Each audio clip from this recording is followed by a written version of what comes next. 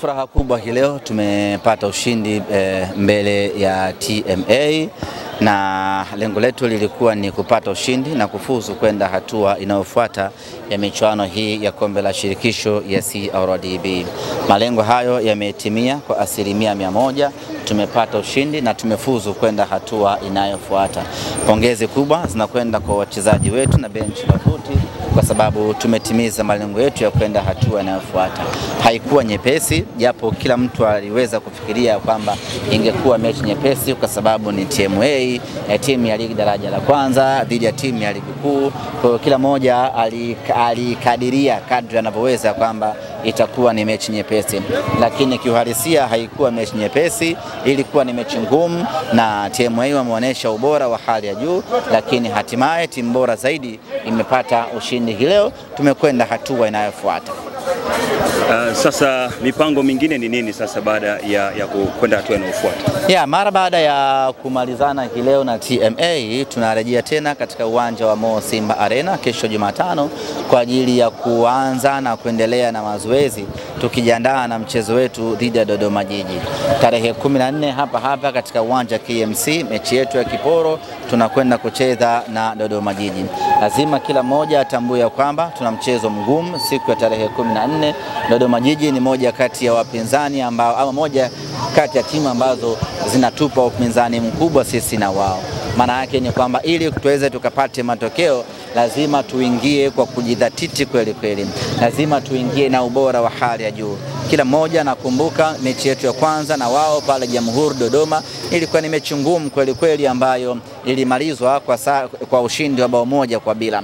Kwa hiyo mechi ya kesho kutwa tarehe 14 itakuwa ni mechi ngumu. Dodoma Jiji ina wachezaji wengi wazuri waliobora wenye uzoefu na mpira wa Tanzania, ina benchi la ufundi lenye walimu wazoefu wenye ubora wa hali ya juu. Hivyo wanakwenda kuproduce mechi ngumu na mechi nzuri. Lakini yote kwa yote, maandalizi ambayo tutafanya kwa muda wa siku hizi mbili ndio ambayo yatakwenda kudetermine tutakuwa na mchezo gani na siku ya tarehe 14.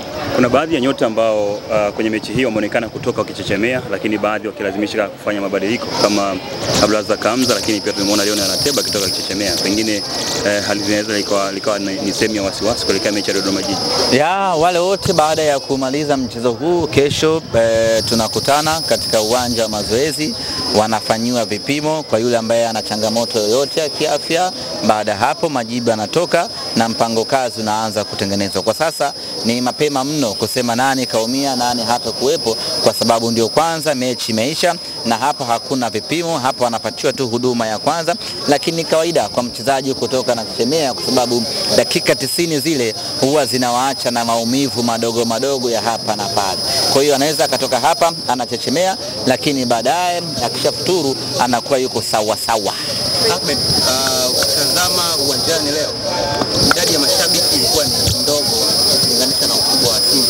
Pengine tafsiri yake ni nini, au unahisi changamoto hiyo inasababishwa na nini? Walikuwa wanapiga futari. Mgumu baba. Walikuwa na futuru. Wanapika. Kufuturu ndo. Piga futari. Na vipi kuhusiana na kamera pamoja na wanaendelea vizuri, lakini mwalimu alichagua kuwapumzisha katika mechi ya leo ili waendelee kuwa timamu zaidi, na pia tarehe 14 mwalimu ataamua awape nafasi ama waendelee kupumzika zaidi, lakini afya zao zinaendelea vizuri.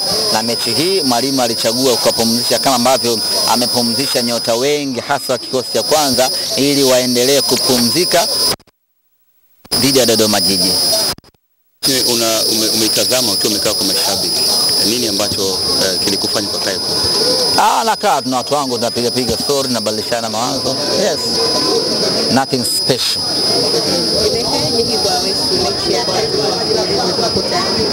Akicheza dakika ya malizo dakika 90 lazima mchezaji amelalamika ni mguu.